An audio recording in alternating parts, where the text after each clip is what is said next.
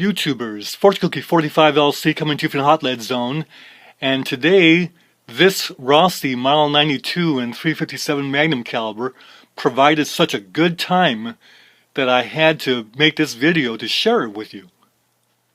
Now this rifle has been in other videos, but always in conjunction with other rifles, so I thought I'd go ahead and let it be the star of its own video. I've had this rifle for about 10 years now. So you see there's some scratches on the stock, but overall very good condition.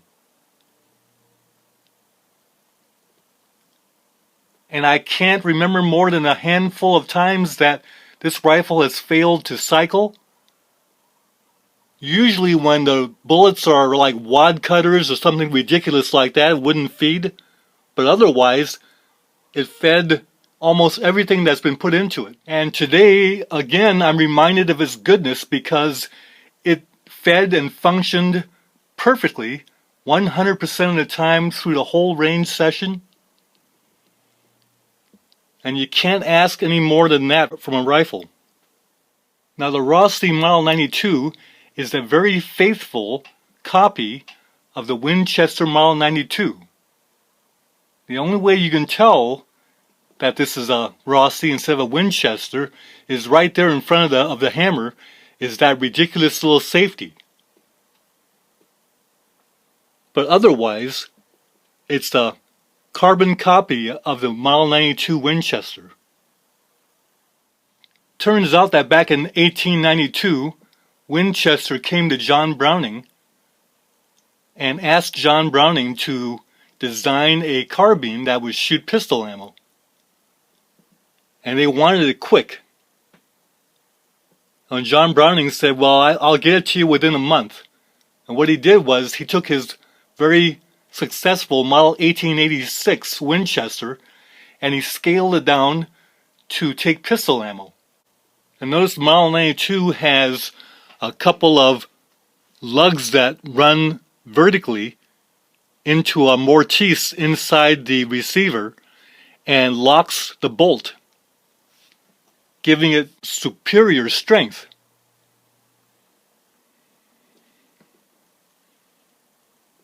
So that today's Model 92 Rossi has extra safety margin to handle any loads, any pressures that are approved for the calibers that it's offered in.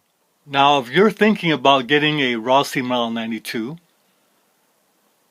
a very nice caliber for it would be the 357 Magnum, because it will take all 38 specials, and whether you shoot a lot of factory, the factory ammo is fairly reasonable, and if you reload you have the complete world of cast bullets that will work with that caliber, and also many components available for the 357 Magnum 38 Special. YouTubers, you know that I like to use what works well, and here's one load that works very well, and that is 5 grains of unique and the 175 grain Keith semi-wad cutter bullet.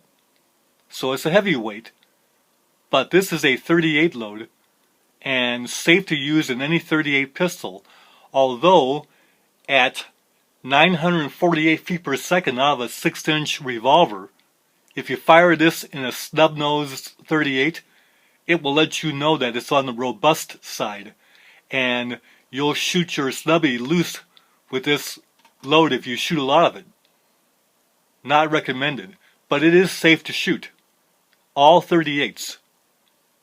And from the Rossi Model 92, this load will give us 1,059 feet per second.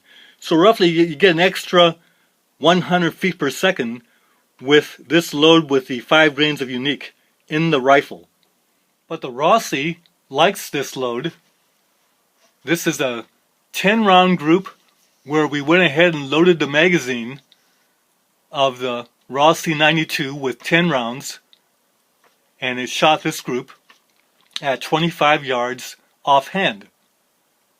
Now notice there's actually 2 separate groups there. I don't know if subconsciously I saw him shooting a little high and started shooting a little lower. I don't think I was doing that. But at any rate, this is an acceptable 10-shot group offhand at 25 yards. And the recoil felt like a 22. Very fun to shoot. Very accurate and an impressive load. Now, all shooters like to have extra power at times, and the 357 Magnum Rossi M92 gives us the versatility to be able to shoot the Magnum loads.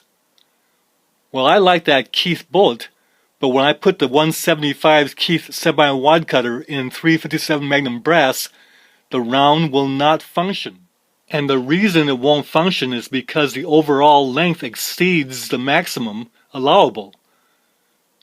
And the only way to get this bullet to work in 357 Magnum brass is to seat the bullet deeper so that the case mouth goes over the front of the shoulder. Well, that ruins the front of the shoulder, and one of the precepts of the Keith bullet design is a sharp front shoulder. So we don't want to do that. So what we do is we take that bullet and load it into 38 special cases, and then use a bigger powder charge of slow burning powder to give us a hot loaded 38.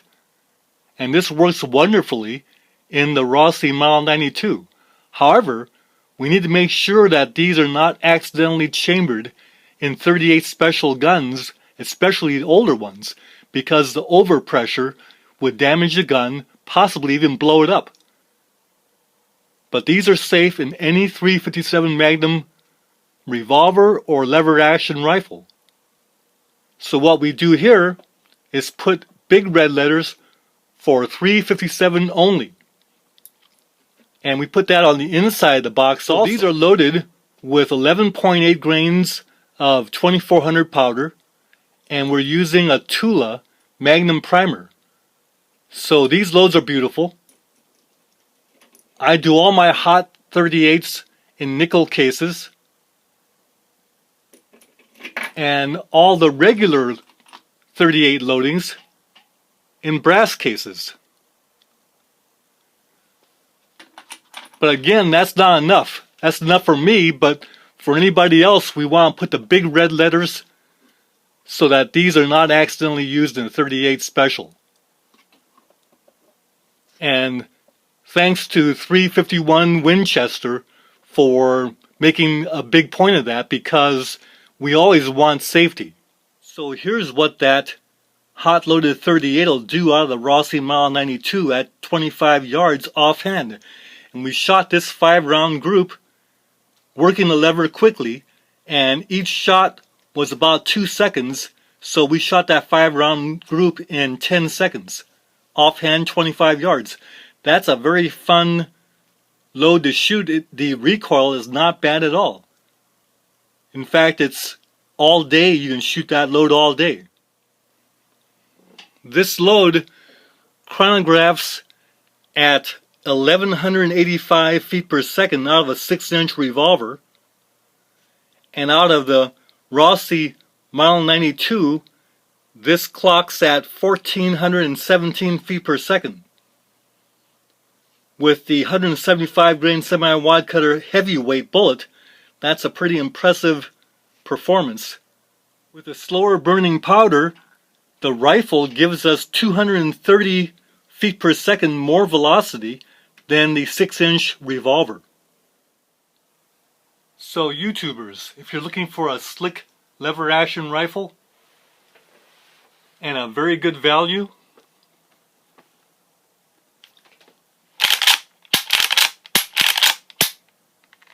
Rossi M92 might be just for you.